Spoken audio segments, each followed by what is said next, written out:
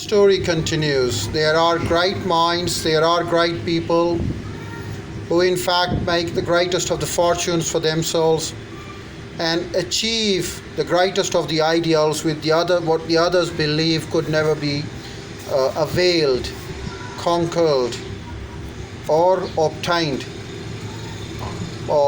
We can take the example of Thomas A. Edison. Nobody could believe what he had achieved in the time to come.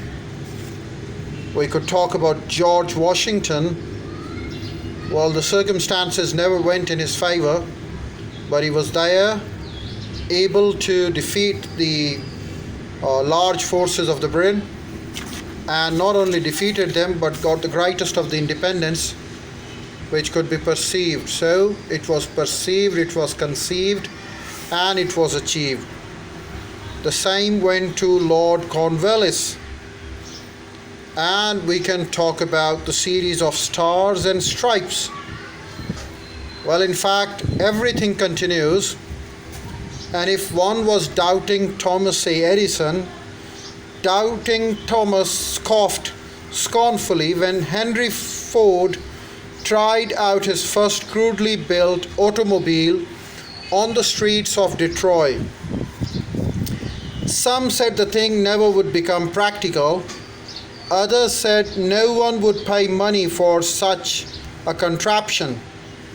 Ford said, "I'll build the earth with dependable motor cars," and he did it. His decision to trust his own judgment has already piled up a fortune for the greater part than the next 5 generations of his descendants could squander. For the benefit of those seeking vast riches, let it be remembered that practically the sole difference between Henry Ford and a majority of more than 100,000 men who work for him is this, that Ford has a mind and he controlled the mind, while the others also had minds which they did not try to control. So Ford controlled his mind, but the minds of other people got so magnificent that the mind started controlling them. Henry Ford has repeatedly been mentioned. He is an astounding example of what a man with a mind of his own could achieve. He had a will, and he had a will to control the negative influence. He accomplished what the others could never imagine. But Ford imagined it, Ford perceived it, and Henry Ford accomplished it. His record knocks the foundation from under that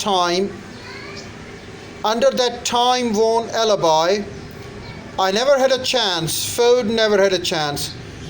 But he created an opportunity, backed it with the persistence until it made him better than the Colossus.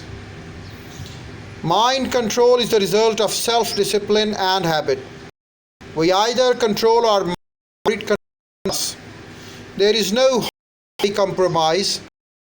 The most practical of all the method for controlling the mind is habit of keeping it busy with a definite purpose.